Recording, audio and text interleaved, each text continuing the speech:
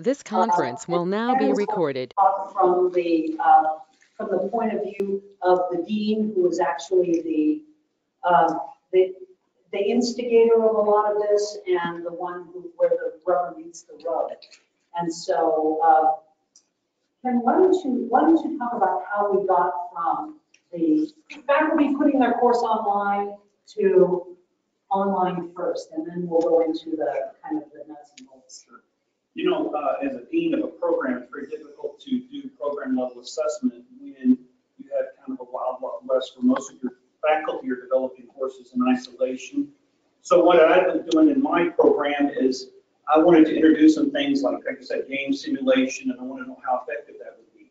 I wanted to bring in other things and want to know how effective that would be.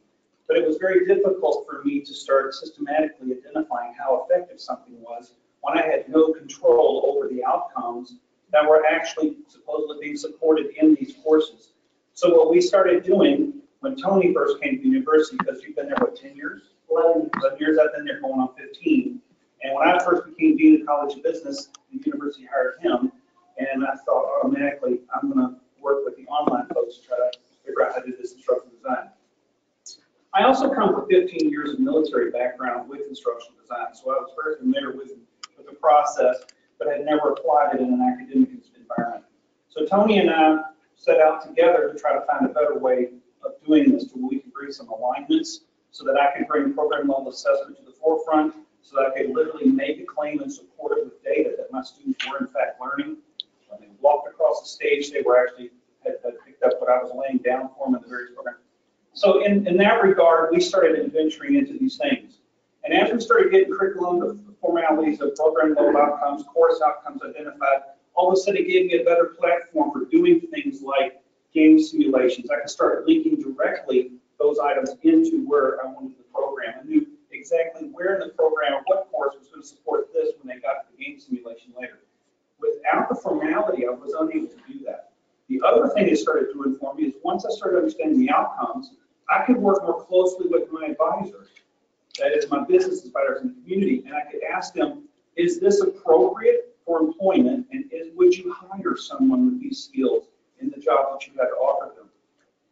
In so doing, I enlisted them, and I had a group that would manage, or should I say, oversee all of my program level outcomes, whether they were accurate, whether they were employability, leads employment, as well as when I would go over to my programs, we had different groups that we would actually have all course outcomes evaluated by those same group of folks. So it gave me a way to directly relate to the community and the folks who were actually hiring my graduates. And I was able to adjust the curriculum more quickly because I had all the mechanisms in place. I could tell how effective it was. I could report back to those advisors how well I was doing.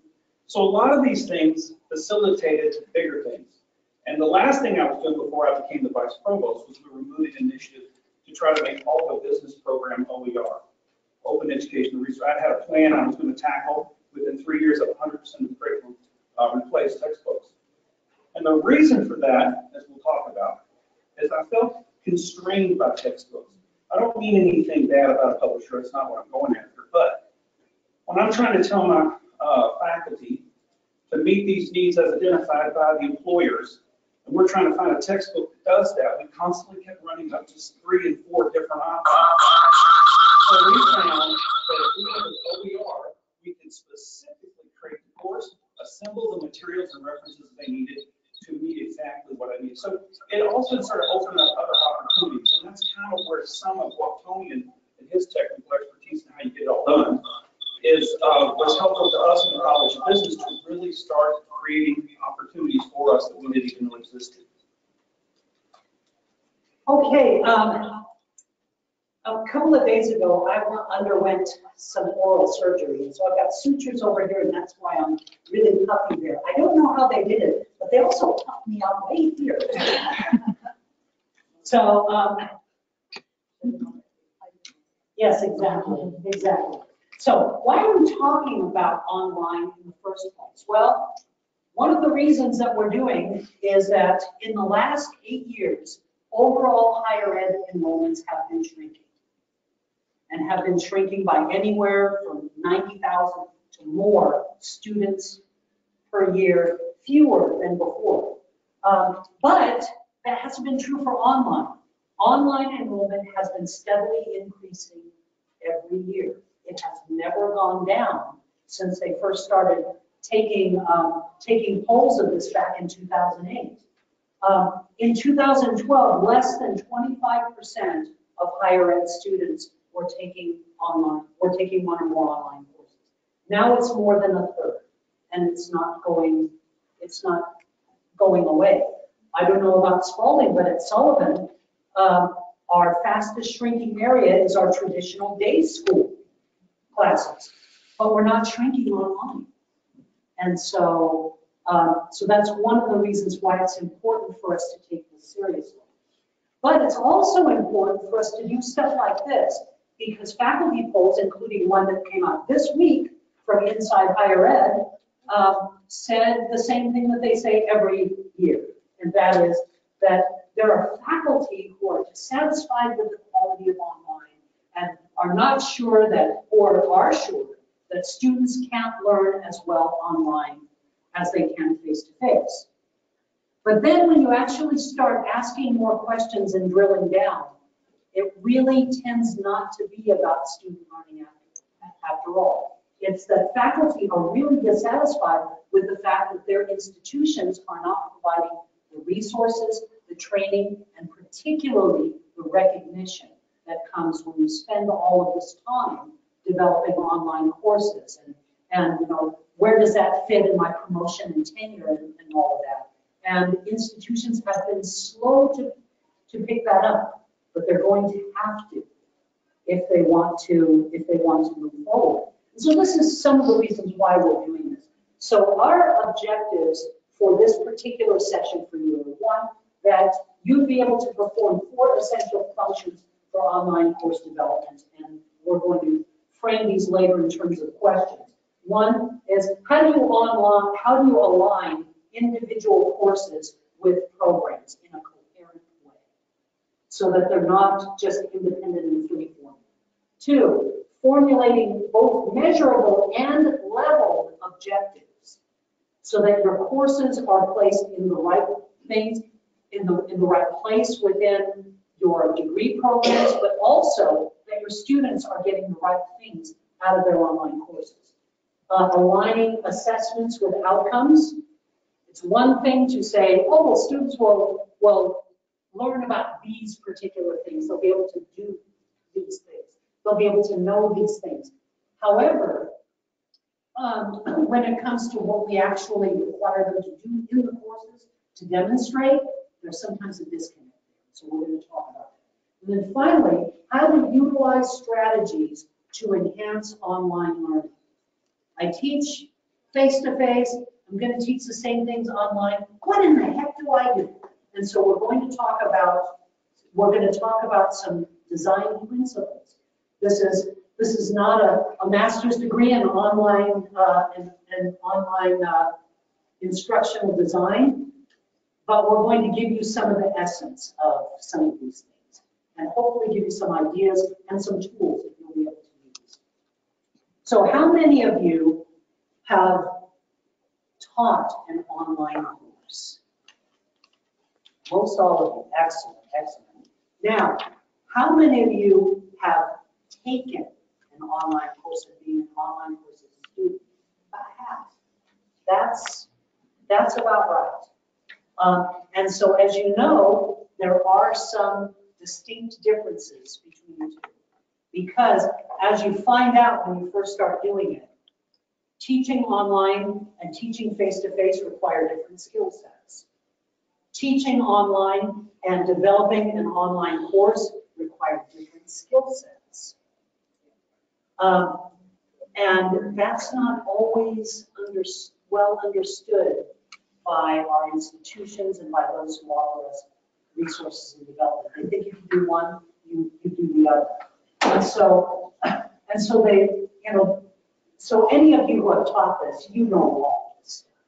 Visual cues versus lack of visual cues, synchronous interaction versus asynchronous interaction, time and place bound and all of that. The dominant personality rule, I really like that one. Have you noticed that in teaching face-to-face classes, you'll have dominant personalities who take up more than their average share of time, and you have others who will sit in the back and be quiet. They won't notice that I'm here. And yet in online, I've had those same students in both types of classes. And in the discussion forums and in the other things, I'd be getting these amazing responses and answers to the person. And so in the next class period, the next time I had a class, face-to-face class, I'd say, how come you're not like this in the class? And online, you are just incredible. And they said, well, I don't feel like I can give up the clever response spontaneously. And so, but if I have a chance to think about what I'm going to say and then express it, then I can really be me. But in the classroom, I'm under so much pressure to perform that I just rather not. And so there are some advantages in the online for many of our students. The other thing is we have to, if I was to give this parts of this session to you 5 times, it would get really boring for a lot of you. But there might be 1 or 2 of you who need to hear certain things 5 times before it clicks. We can't do that in a face-to-face class, but you can in an online class. They can go back and review as many times as they need in order for it to click. So, have any of you think about classes that you have taken. And I know that everybody in this room has taken a lot of college courses. Have you ever taken courses in a program where in multiple courses you're taught exactly the same thing? And it's not like, okay, in this course you teach it and then you reinforce it in this class. It's, I learned exactly the same thing the exact same way. This was just redundant. Now, how do these redundancies occur? How does that happen? That you would take multiple courses and have exactly the same thing in the courses, maybe taught by different faculty. How does that occur? Your turn.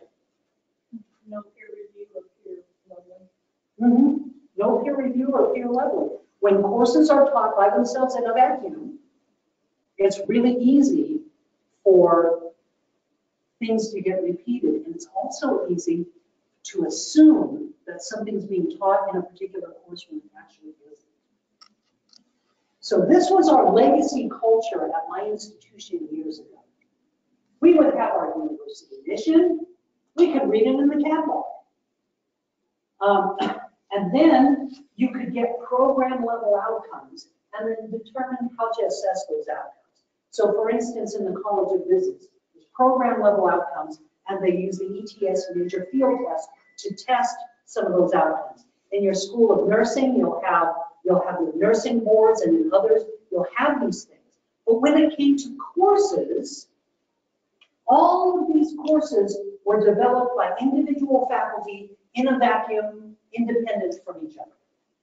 And so we saw a lot of those redundancies and those situations where we thought something was being taught in course 3 and it's not. But what was being taught was exactly the same thing that was in course 1. Because 2 faculties, both creating their courses independent from each other, said, oh, my students need to learn this, and were not aware that they were already being taught that in another class. And so, for what we're going to be doing, because we're going to be taking this whole backwards approach, and beginning with the end in mind. So Kierkegaard said, life must be understood backwards, but it must be lived forwards. And so we took the model of, this is how much content we have, and this is how much time we have to cover the content, and took that out completely. And so we moved it in terms of, okay, when this is over, whether it's a course, whether it's a lesson, whether it's an entire degree, what should students know and be able to do that they couldn't do before? So the whole idea, begin with the end in mind, which is one of Stephen Covey, 7 Habits of Highly Effective People. So what should a student know and be able to do at the end of a program or a course? That's what drives everything that we do. And for online, that's what drives online development. When I first started teaching my fellow faculty members how to put their courses online in the 1990s, honestly, all I did was teach them instructional design. I taught them systematic instructional design, how to analyze something, how to create objectives, learning outcomes, how to create assessments, and then how to pick the teaching strategies, how to pick the medium. That's the instructional design process. And I said, this is how you develop online courses. And so let's take this thing and let's create our first week's lesson. We create the first week's lesson, say, now you have a model for creating all of your weeks. And they would do that. And are any of you surprised that months later, these same people would come up to me and say, Tony, did you know that the way that you develop online courses works for face-to-face courses too? Who knew? And so I started using my face-to-face course, and my face-to-face courses are better. And I went, now you've seen my deep, dark plots to infiltrate. But honestly, these instructional design principles are decades old and far predate online courses. You know, and it's people like Robert Gagne and others who figured out how good instruction works, and it works backwards like this. But now we're just starting to talk about backwards design. But I mean, I learned that in my first instructional design course in 1989. So what does this do? How do we operationalize this? And part one of this is creating what we call a program. And what a program map does is it takes the mission of the institution, and then you derive the mission and the programmatic outcomes for that. What should a student know and do after finishing this degree? And then parses out those outcomes to the individual courses, so you know which courses actually are assigned to those. And granted, you can have you know, a learning outcome like students will be able to critically evaluate a scenario. You can have that in a whole lot of different classes. But this allows you to say, okay, the big things that they should be able to do, we want to make sure that there's a class assigned to each of them. So what I'd like to do is to show you an example of a program map that we use. And you have an example of that in your handouts. This is not rocket science. So this is one of our degree programs, and we have the zip code, you know, to make sure that it aligns to the state stuff. Our catalog description, but really the important thing is we have the program level outcomes that have been designed for this program. This is what these are the big things that students should be able to do. Now this is an associate's degree program. So this is not the same thing that a student at the bachelor's or master's level is going to do. And as we'll talk about later, these particular verbs to define that are at the lower level of Bloom's taxonomy where they should be. But the important thing is, okay, we have these things. What are the primary courses that are assigned to these? And again, this is not a complicated thing. But it says, do we really have something in our curriculum that allows them to discuss ethical issues in here? Where does that occur? Well, it primarily occurs in these two courses. What about, we need to, they're going to be working in offices, and they're going to have to be doing writing and stuff. Where are they going to learn how to use their basic software packages? And so we have them all take this course here. And so, so this is a way in which we can take that and assign it to courses. Again, not rocket science, but it becomes a very important tool for the next part of what we do. Because it's just like in Alice in Wonderland, when she comes up to the caterpillar and says, you know, how do I get here? And he goes, well, that depends on where you want to go. And then she says, I'm not sure where I want to go. And then he says, well, then it doesn't matter which road you take if you don't know where you want to go. That was a Cheshire cat. Yeah, that's right. That's right. That's right. It was the Cheshire cat. Thanks. See, I need him to keep me happy. And so, so the thing is, where we want to go ultimately is the programmatic outcomes. But there are ways to get there.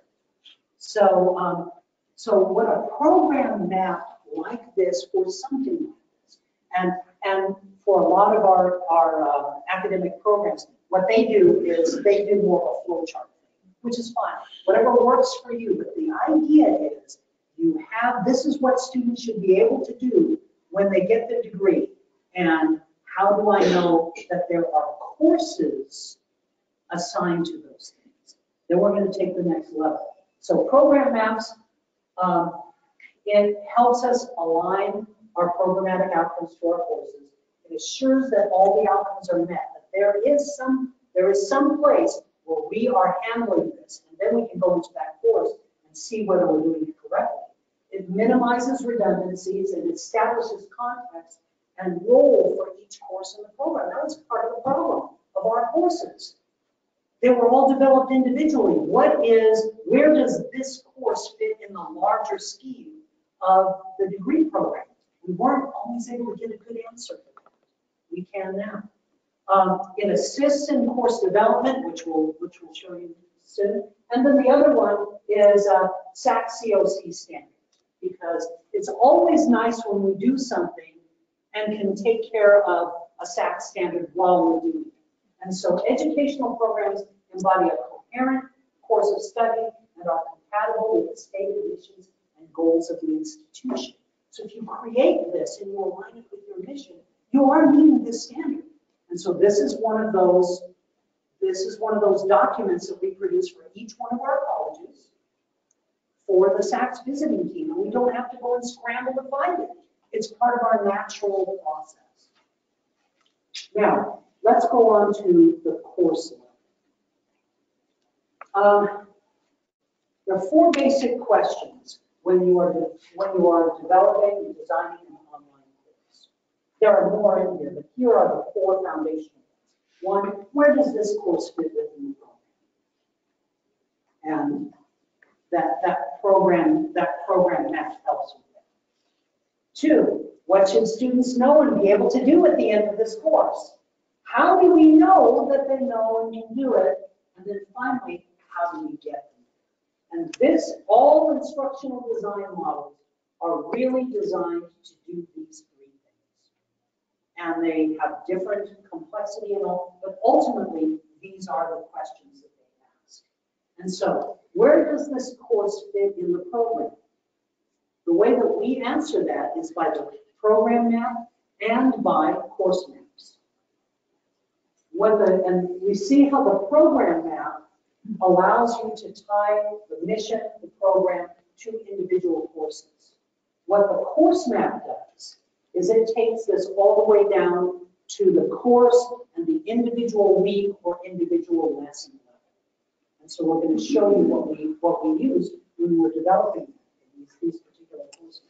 What the course map is, and I think you have an example of a blank one here. We're going to go through that quickly in just a second. It's a blueprint for your course.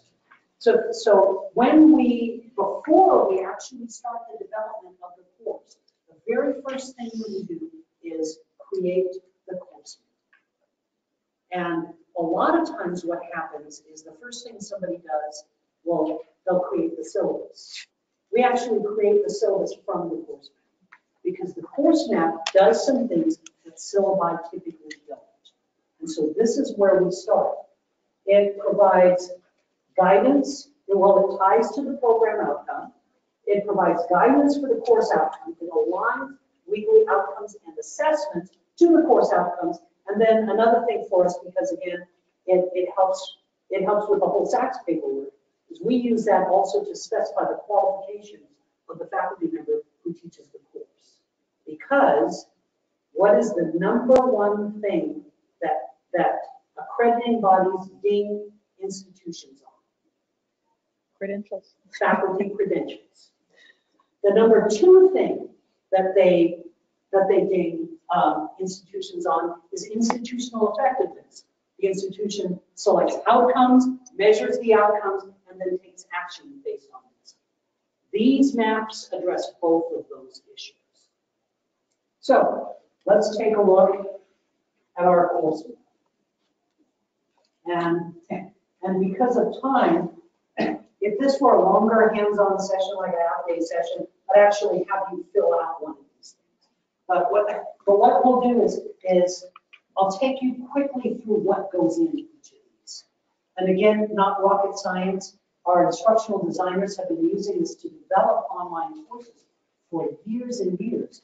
But just this last year, we started training the deans how to use this and training the faculty and saying, we want course maps done before we start developing the courses, before we meet with the instructional designers and the subject matter expert faculty. We want the blueprint already to be done. We don't want to do it during the development, because what we found is that it was taking a few weeks of the development time of the class just to get through the course. So we said, okay, how do we speed up our development? How do we make it better? We said, do the course maps first before we get started. So the very first thing, shockingly enough, is that program map that you have. Those particular outcomes that are mapped to this course, you put in this first thing. So if it's students will critically evaluate and students will discuss ethics and stuff, whatever the big program objectives are, they get put here. Because this, as you're developing this, you always have to keep these in mind, because this is where it fits in the program. The next thing is really a tool for our faculty. It uses Bloom's very popular taxonomy of learning objectives. It's been around since 1956. It was revised in 2001. This way predates. But this serves two purposes. One, it provides guidance for what should go in the learning outcomes, not only so that they're measurable, but they're also aligned by level. And in just a second, I'll tell you why that's important. But this allows them to choose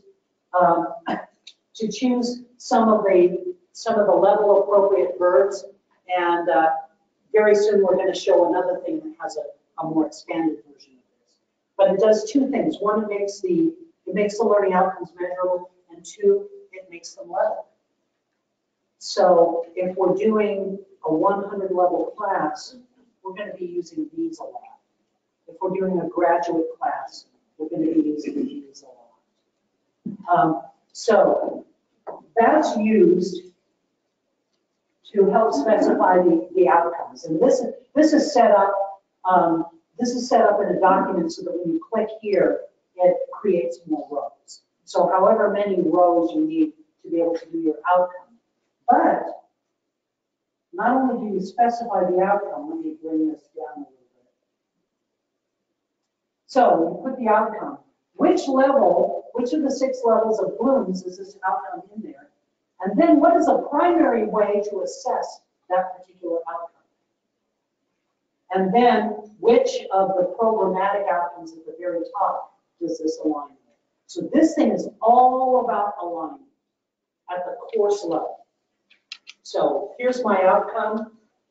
This is where it aligns to Bloom's.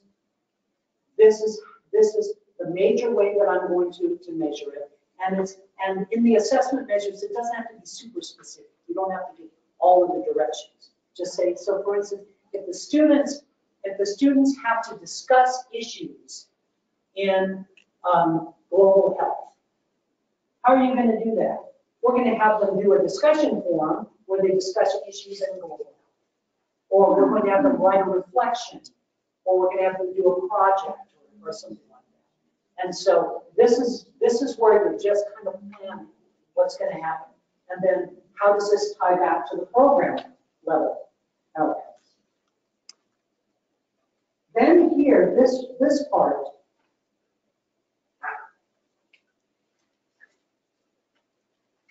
guidance basically says, what kind of class is this? Is this a lab-based class? Is this a research-based class? Is this a project-based class? Do you expect students to be able to analyze case studies? Do you want them to do field work? What kind of course is this? Because sometimes what would happen is we would have an academic department say, we want this particular course to be developed. And we say, okay, we have this, and we develop the course, and then we give it back to the department because we figure the subject matter expert knows what to teach in there. And they said, and the chair, the dean said, no, this is not what we wanted at all. We didn't want a theory-based class, we wanted a practice-based class. Well, we've already spent a lot of time and hours and effort and money to develop this. So we want to find out about those things ahead of time. The required materials, are there particular materials in the course? Is the text already known? Does this course need a particular simulation lab? Does this course need to use a statistical package? And those types of things. So we wouldn't put things like Microsoft Office in here. But if there's specific materials that are necessary for this class, we need to know ahead of time because we have to be able to test them to see if they work in the LMS. We have to, work out what the licensing agreements are and all of that. That's one of the reasons why we push OER a lot, because it makes those things really simple and much cheaper for the students. But that's a totally separate workshop. Then finally, instructor qualifications. What is the minimum qualification for instructors teaching this course? And this is really designed to help make things go a lot faster when SACS and the DOE and all of those people come knocking, and to make sure that we're not assigning people who are not academically qualified to teach those courses. And so that's a brief look at course maps. And what they do is they provide evidence of online and face-to-face alignment. Because when we do the course maps, we have one course map for each course. And it doesn't matter whether you're teaching face-to-face, online, or hybrid. Because all of those courses should have the same learning outcomes, shouldn't they?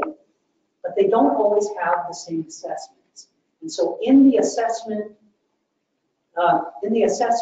place, there is a place to put whether it's a face-to-face, online, or both. And so if they're doing a marketing plan, they're probably doing it both face-to-face and online. But it might not necessarily be that they're doing a threaded, an online discussion in the face-to-face classes. They may be doing a reflection paper or something else in the face-to-face classes. But the whole idea is we use one program map per course. Then it's easy to show alignment between face-to-face and online. How do you know that your face-to-face and online courses are there? There they are. Now, the one thing I didn't show you in the course map, but you'll notice here, is once you have that first part filled out, the rest of it is just weeks. And for that week, what are the outcomes or objectives for that week? How do they tie back to those 6 or 8 or 10 course outcomes? How are they being assessed? And then what kinds of materials are we using to support that particular thing? And then at the end, it has the grading scale and things for the assignment. So basically, everything you need to create a syllabus, except more detail, because we're talking precisely what is going to be happening from an objective standpoint and from an assessment standpoint each week.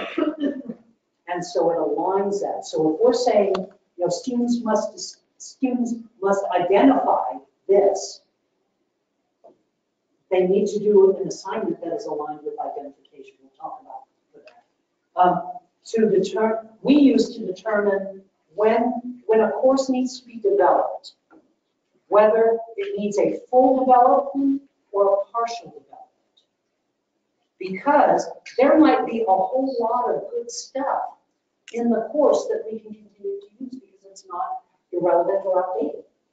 And so the course map lets us know how much and what parts of the course need to be revised and redeveloped. Or does the entire course need to be developed from scratch? It's much easier to tell with the course map. And also, all of our curricula goes through an evaluation every 3 years.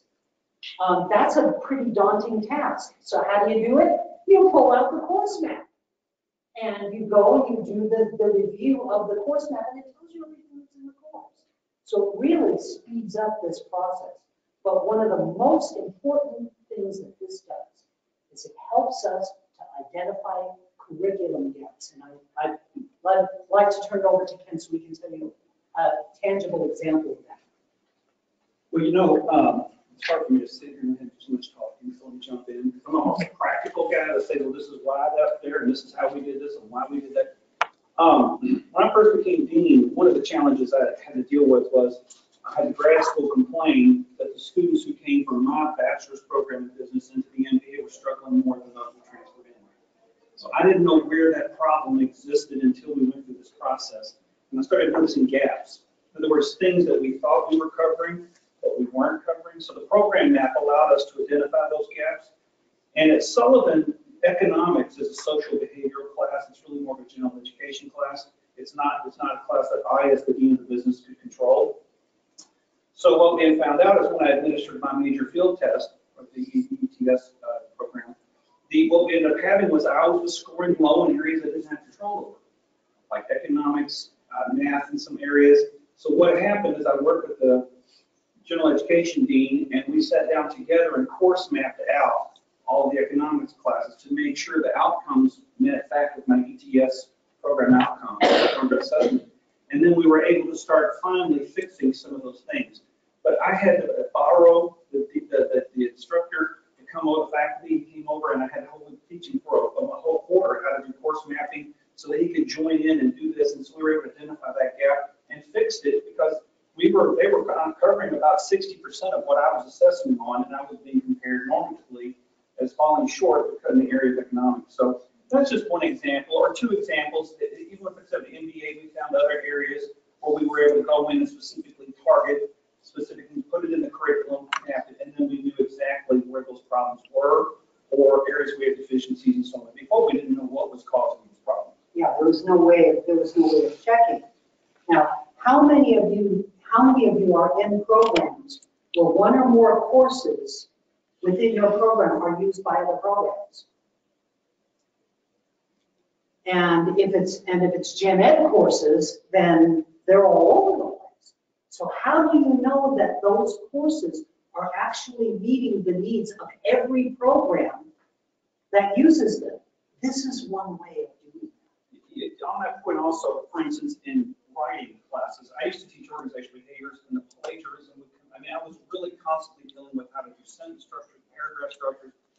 So I got the general education person again, and we started working out the program level outcomes to make sure that I knew for a fact what was being covered and that was meeting my needs. That's really kind of the main point here, is because before I had no idea.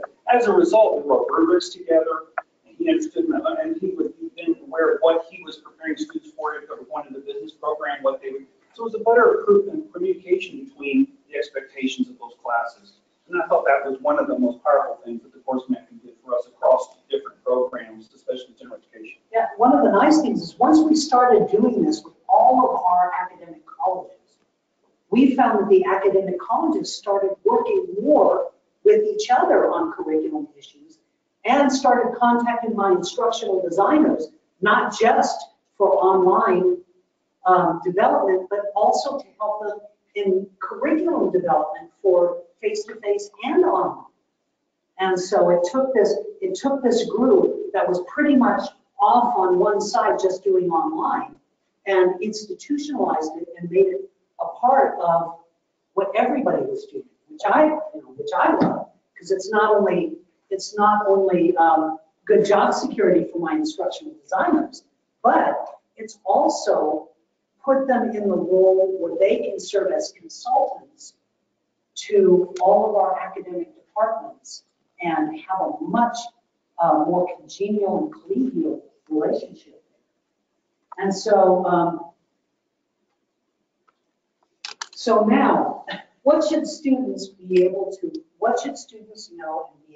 do at the end of the course? And we introduced that with the course maps. But basically, what is the difference? What is the difference at Spalding University between an undergraduate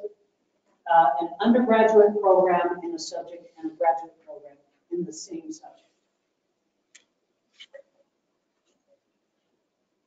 If you have a student who has, because I assume you have bachelor's and master's degrees in the same subject.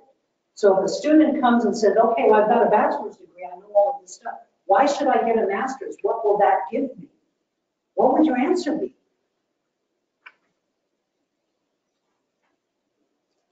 Well, sometimes it's as simple as in an undergraduate program, you're looking at an individual thing, or and then in a more graduate program, you're looking at a more systems or operational approach. Absolutely. At an undergraduate, we're looking at foundational things. At a graduate program, we become an advanced practitioner or a person in leadership positions. And those require different skills. But from somebody coming from the outside, whether it's a student, whether it's a peer reviewer from SACS, because I'm a peer reviewer for SACS, I'll never come to Spalding because in SACS, you cannot be on a visiting team of an institution in your own state. So I'll visit somebody from Florida or Texas or Tennessee. But if you have somebody else coming in here, how are we gonna do that? And how do you operationalize that without having something really complex? Well, learning outcomes. Now it sounds really simple, but the SAC standard says post-baccalaureate degree programs and graduate degree programs are progressively more advanced in academic content than undergraduate programs. Well, how do you do that from a simple point of view? You do that through learning outcomes. That becomes a measure that you can use, that people can understand. So I'm going to, well, what is the difference cognitively between a student who has to compare or explain or analyze? Oh, no, measure. So let me go down the level. What is different cognitively between a student who has to define or identify something and a student who has to evaluate, hypothesize, debate, or analyze? Are those the same? Do those take the same amount of brain power? They don't. If you memorize a definition, you can define something. It doesn't take a lot of brain power to do that. If you have 4 things on a multiple choice test, you have to identify which one is right. That's a lot less than if you have to generate the thing from scratch with no other prompts. Or you have to take a rule that you have learned, and you have to apply that rule in new novel ways. That differentiates what we do at the lower division, upper division, and graduate level. And the easiest way to do that is by using our outcomes to identify those things. We're not going to have people doing a lot of hypothesizing in freshman classes. And hopefully we're not having the majority of what they do in master's degree classes at the recall and memorize and those types of lower levels. And then the other thing is measuring. So if I tell you that I want your students to compare and contrast something, would you be pretty confident that you can tell whether they're comparing and contrasting? Sure. How about if we ask them to explain something? You could write an assessment item where they need to explain something to you. You can tell if they know how to do it. Or even if they analyze, you give them a case study and you have them look at it and say, okay, what went wrong here? What should have been done? What could have been done if they did this? Or evaluate. Okay, I want you to look at these different things and I want you to tell me which one is better and why. All of those are pretty obvious things. If you have assignments, I'm sure you have those assignments in your class. But if somebody said, how do you know if they know something? How do you know if they understand something? You say, I can see the light go on in their eyes, but how do you quantify that? How can you tell if they appreciate something? That's really hard to write test items and assessment items and assignments for. That's what we talk about when we talk about measurable and unmeasurable things. And so I have a handout for you on there. Again, this is how we want to be able to provide as much resources and simple resources for our faculty as possible. So basically, we say don't use these. They're not really measurable because you ask 4 people how they can tell whether a student has done this, and they'll give you 4 different answers. And if you say they understand, if they say, well, gain an understanding, acquire an understanding, or demonstrate an understanding. Let me tell you, putting gain, acquire, demonstrate, etc. in front of a fuzzy goal does not turn it into a miserable learning outcome. So what do? Well, thanks to Benjamin Bloom and others, let me not use that. If you want to know whether a student understands something, we've given a whole bunch of measurable, not we, I took this from somebody. And so, but these give us some guidance that instead of using a fuzzy goal, try something that's measurable. And then align your assessment to the goal. And we'll go over that in a couple of minutes. So the thing is, first page, fuzzy stuff, don't use those. Second page, lots of good stuff, use those. And the farther you get to the right, the higher level they are. And so your higher courses should be there, and your lower courses will tend to come from here, because they take less cognitive skills.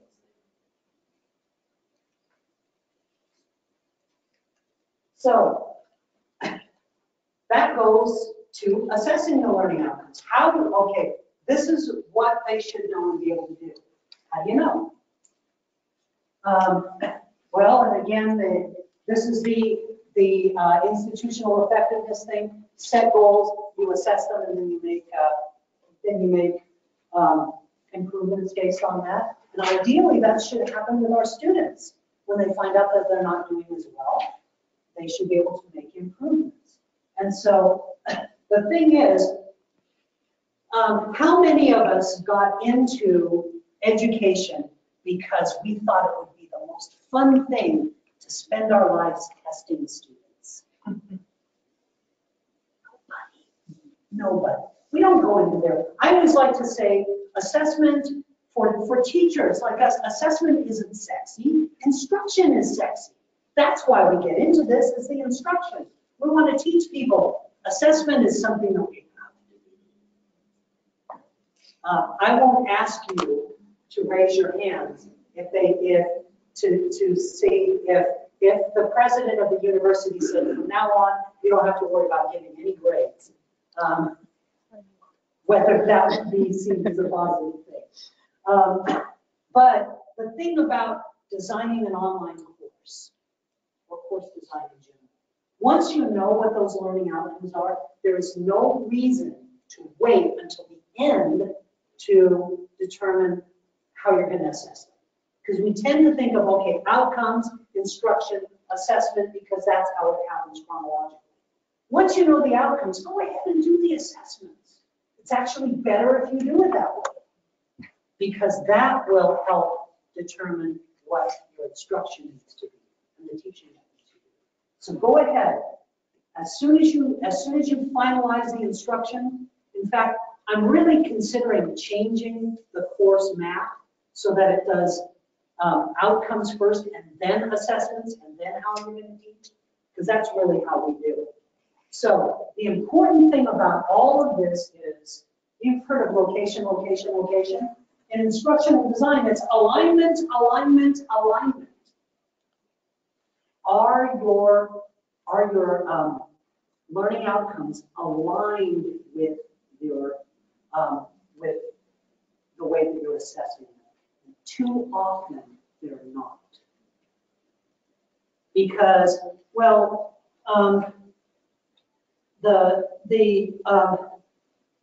the outcomes I just got from the textbook, and there are a whole bunch of them, so I just copied those from the syllabus. And then I'll just do the assignments. But if you say that students should know how to discuss something,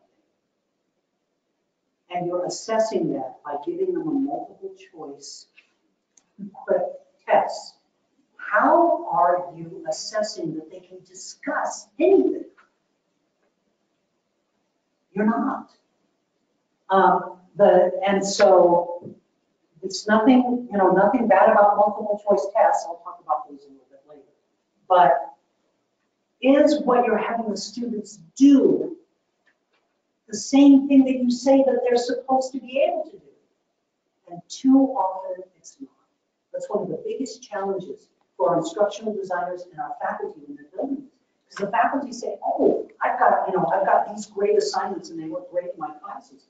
So, but the problem is you have 6 learning outcomes for this week and you're only assessing 3 of them. Well, they're getting it, they're getting that information in the textbook.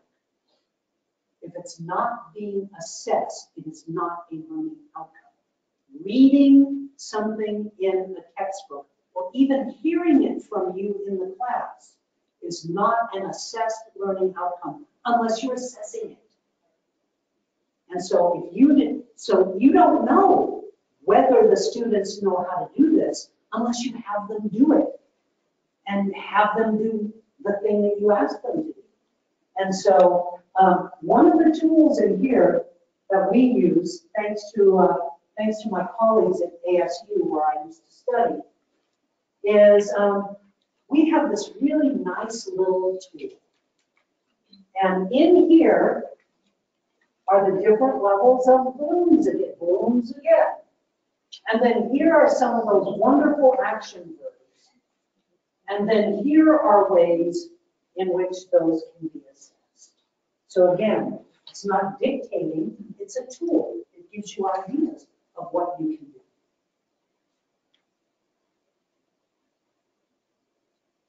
And so typically in online courses, there are 3 basic strategies that students do assignments. One is submit them, written assignments via Dropbox or assignments, depending on your LMS, but basically, and that can be papers, that can be videos, that can be, works of art, that can be all kinds of things, but basically they're submitting it, an assignment to you. Or they can take a test, or they can participate in the discussion. Those are the 3 most common ones. And so in an online course, it is imperative that we be very exact and step by step what we expect our students to do. Because in a classroom situation like this, if you talk about what you want them to do and they go, then you can say, okay, is it 2 pages? Is it double spaced? How deep should I go? All that sort of stuff. So try to anticipate all of those questions and put them in. So in an online course, your assignments need to be the instructions for your assignments need to be very detailed, because we know that our students are just so wonderful at reading and following instructions. And so if you haven't spelled out what exactly what you're expecting, and you can use rubrics and you can use all of these other wonderful tools too. But if the student doesn't do it, then you can't say, well, it's because you didn't explain it to me. I didn't understand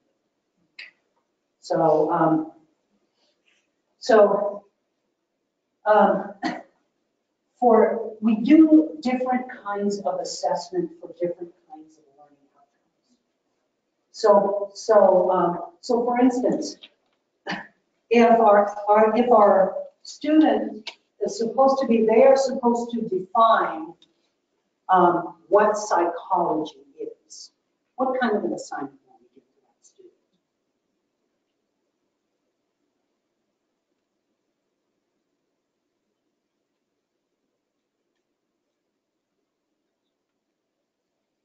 We could give them something saying define, or we can give them a test that says psychology is, and give them 4 different definitions and they select from that.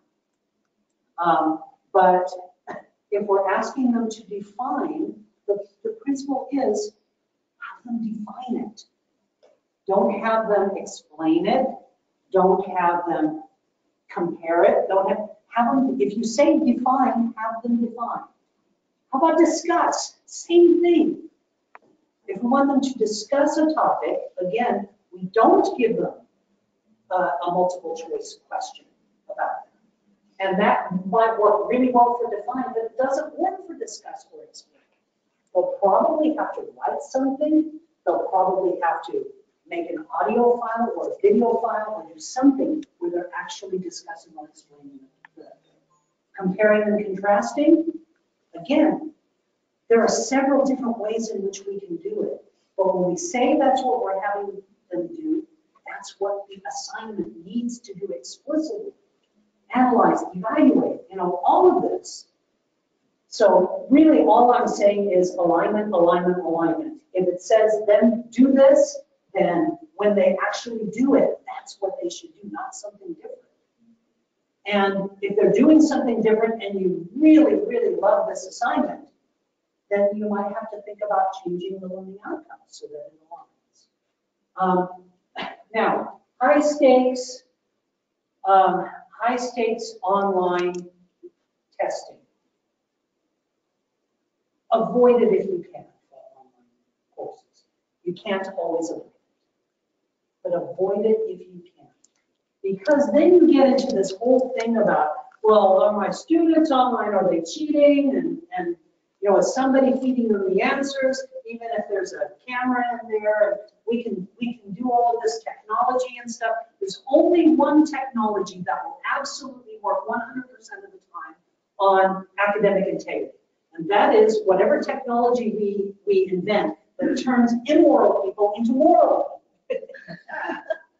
Now, if you figure out that technology, I've got a big market for it. But ultimately, students will find a way to bypass it. We said, well, what about face-to-face proctored testing centers? My kids held up a cell phone and they pressed a button and they said, Dad, can you hear this? And I said, no. And they said, we can. Said we could come with a very small device and go into a proctored testing center, and we could, the technology exists to broadcast over the air all of the answers to a test, and nobody over the age of 30 will be able to perceive that that's happening. And so, let's not try to use technology to do 1950s Scantron testing. There are better ways in which we can assess things, like project-based problem solving. There is good research showing that if it works for your discipline and for your course, to have the students work on a piece of a thing and then receive feedback from you and then incorporate that feedback and turn in another piece of the thing and receive feedback and work toward the thing at the end. So for instance, I teach the first research class for our PhD students. And at the end, they have to do a research proposal. And they do it a piece at a time, and they get feedback from me. Now, not only is there good data to show that people learn very well, but the only way to cheat on a project like that is that you have to do the entire project. You can't have one friend do part of the project and another friend do another part of the project. It doesn't work. They have to do the entire project. So students, if you are going to pay somebody or do whatever, so that somebody does all of your class materials for you, then as your instructor, I can say, I did my job. I taught somebody how to do all of this stuff. So I did what I was brought on, what I'm hired for, and what I'm paid for. If you want somebody else to get the skills and knowledge that you are supposed to have, and you're willing to pay for it, but don't put that on me. You're a grown-up. And so I don't spend a whole lot of time trying to figure out how to keep students from cheating. I'm just trying to do better instruction and better assessment. So hopefully there's less incentive. And if somebody cheats, they've got to get somebody else in there, and that person's going to learn. You know, it's funny. At one point in the history of trying college business, I thought Harvard case studies. I'll go get those and integrate them in little briefcase type things. And so we integrated these. I even sent the faculty off to get the Harvard training on how to use case studies for education. Came back, did some integration, put these things in. And the first time we administered the classes, the faculty came to me frustrated and said, how is it possible that all 20 of my students turn the exact same, Americans written exactly the same on their answers for this particular problem?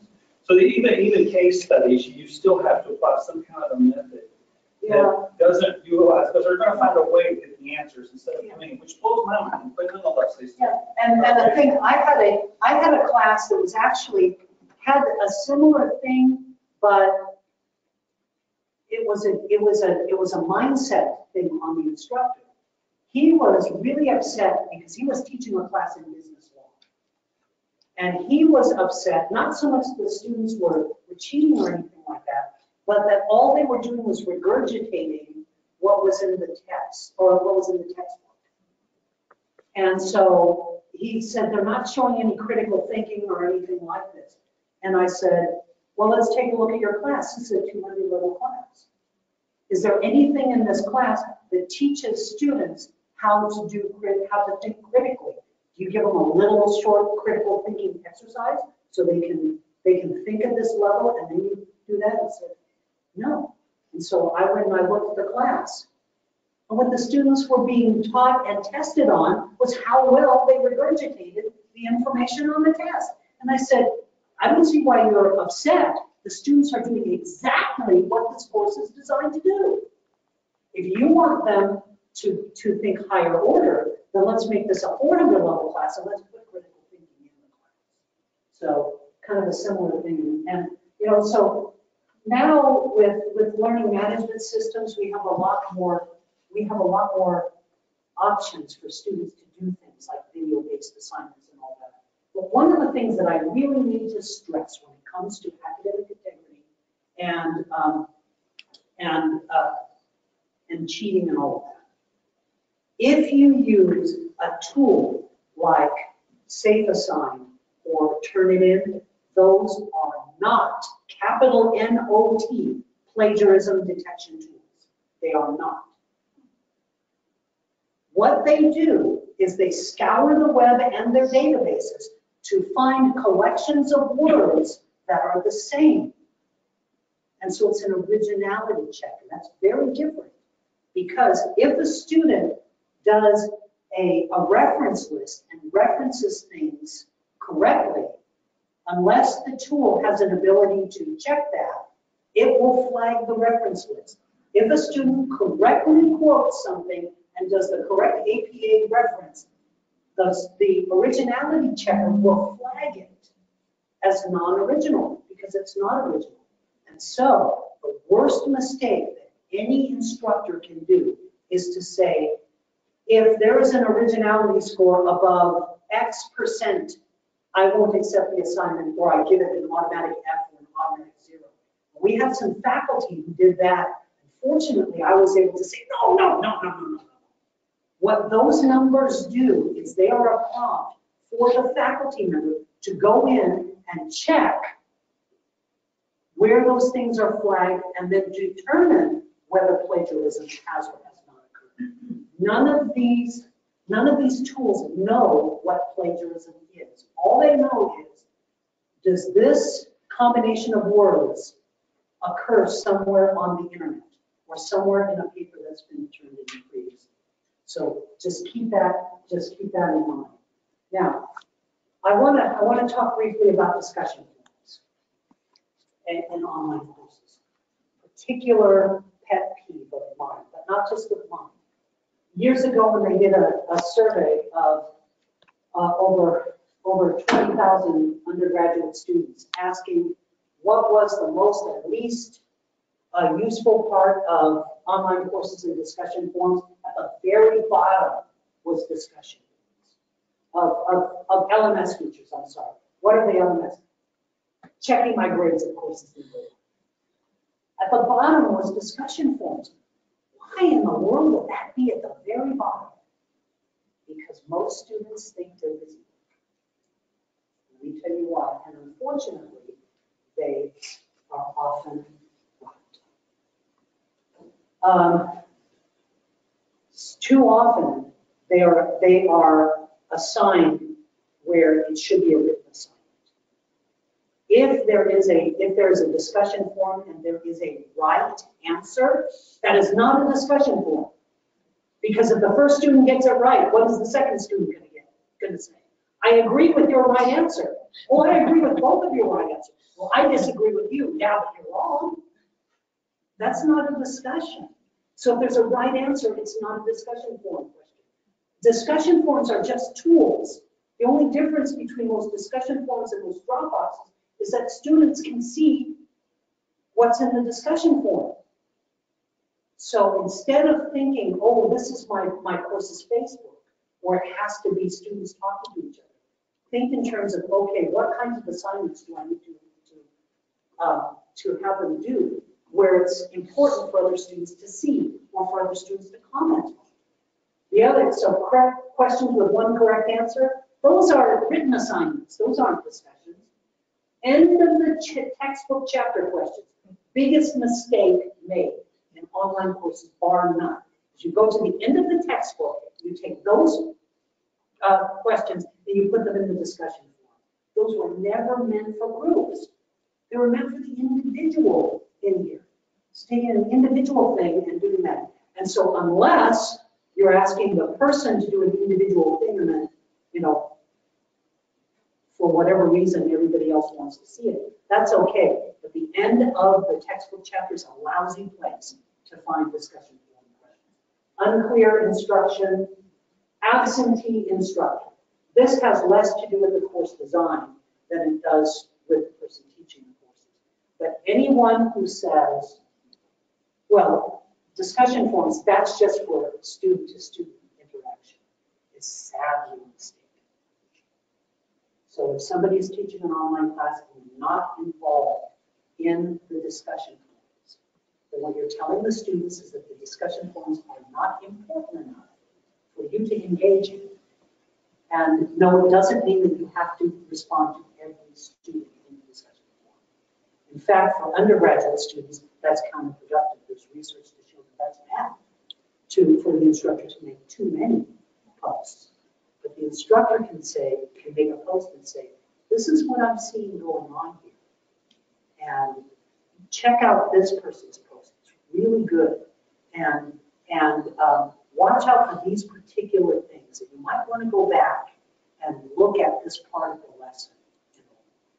It's some of your best places for actual teaching.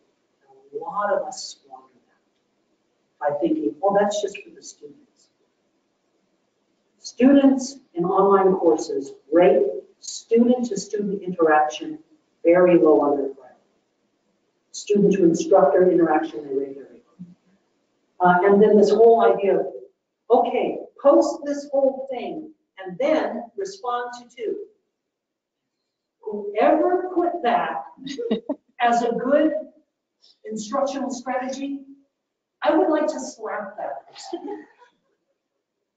And the problem is, a lot of us do it because that's what we saw. Let me tell you why this is bad. It is a good practice to have students do an initial post sometime in the week and not have them wait till the end of the week. Because if you wait till the end of the week for them to make their first post, when do they make their first post? 11:58 at the end of the week, and there's no. So having them make their first post on Wednesday or something like that, that's good. But the problem is when we assume that they have to have all their readings and everything done for the week by Wednesday and make their big post there, we're making a mistake. The very first post should be something that is more experiential. What do you know about this particular topic? And then in the response to others, that's where we put the meat of it. That's where we say, okay, your first thing. So let me give you an example of something like that. I was taking a class in conflict management. And there is a principle in conflict management called background, which is the best alternative. You know, who has the best position in there because they have the best alternative background. And so they said, choose a conflict that you know is going on, either at work or someplace else. Some of them chose union negotiations. Some of them chose the East End Bridge thing out here in East of Louisville. Some of them chose, stuff that was going on in Congress and stuff like that. That's easy. They can post that by Wednesday, even not having read the whole chapter. And they said, okay, evaluate in your response, go and find 1 or 2 of your peers, and in your response, identify who has the strongest background. See, it's in the response where the major post should be, not in the initial post. And so that's what we call this 3 layers deep strategy. So the very first layer is, okay, tell us something you know about, your experience with this. Go out to the internet and find something quickly or something like that. And then in the second, when you do the response, that's when you apply what you're learning that week to the discussion.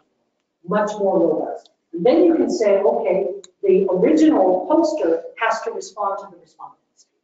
And so you might say, okay, this has to be done by Wednesday, this has to be done by Friday, this has to be done by Sunday. Now, one of the options of doing this is particularly, one of the things that I like to do is to say, rather than respond to 2, just respond to 1. But you have to respond to someone who hasn't been responded to. So if you go and somebody's already been responded to somebody else, that rewards those who do it early because they get the best people that they can choose from. The person who waits until the last minute gets that person who nobody else wanted to answer. But it makes sure that everybody, that we don't have one good person who gets 6 responses and somebody else doesn't.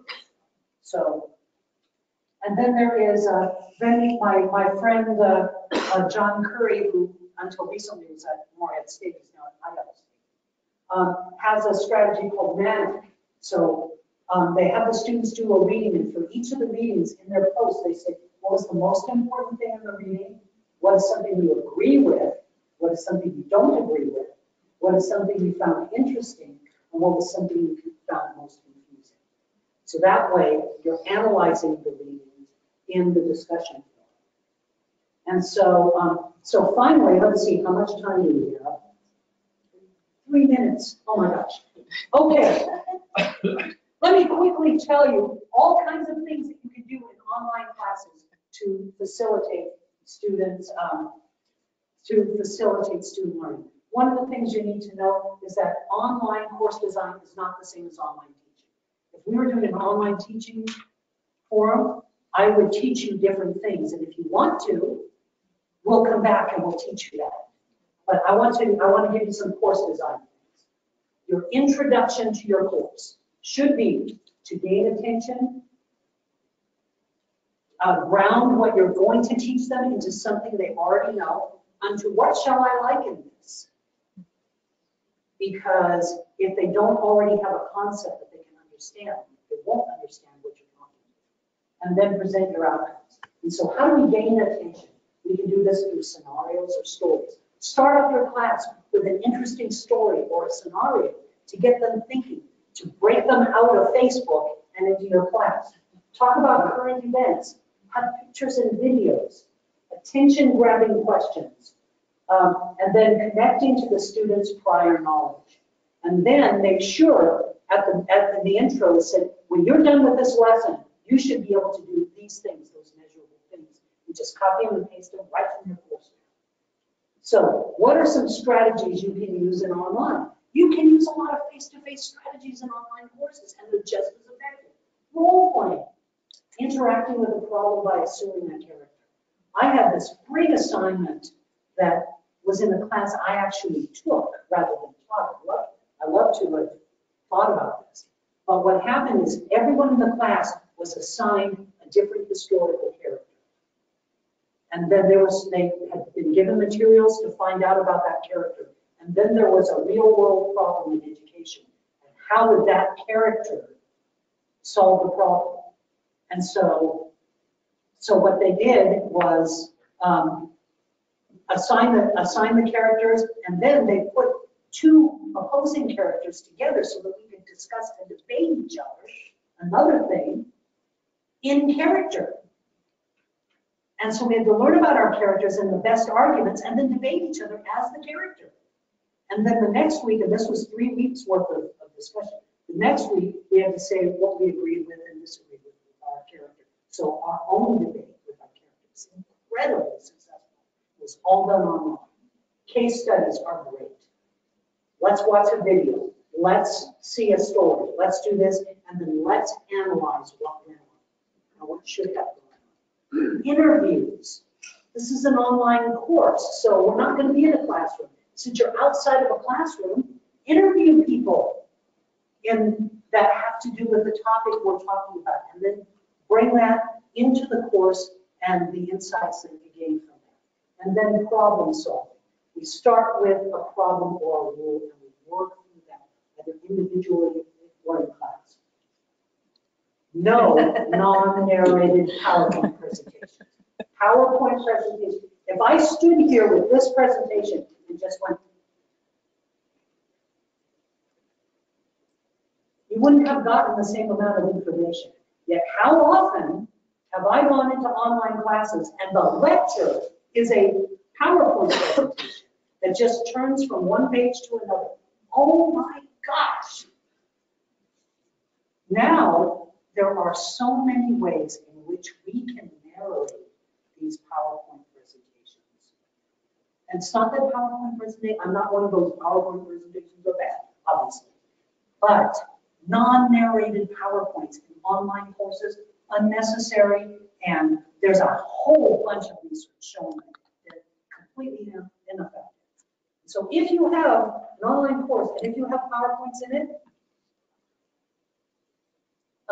pull up your PowerPoint, pull up your recorder, and there are free things that allow you to do this and narrate your PowerPoint. And if you want it even better, get a program that will put your video in the PowerPoint presentation or show it side by side. That has been shown to be more effective than even narrated PowerPoint presentations. They can see, even if you're just doing the talking head, there is evidence to show that students gain more from that.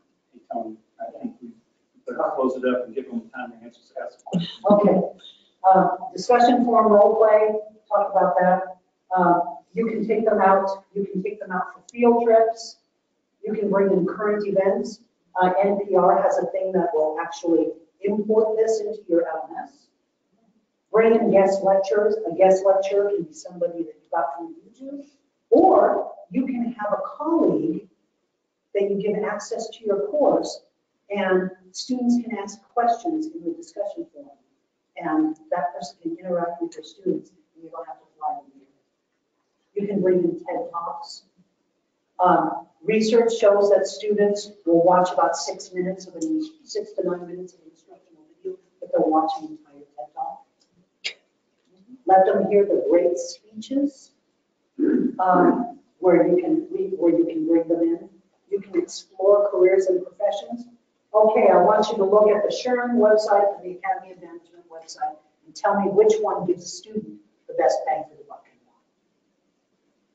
Go on virtual field trips. Provide extra help to your students. Khan Academy is not just for math anymore. And so, questions? I would completely like you to say, they're keeping me from different.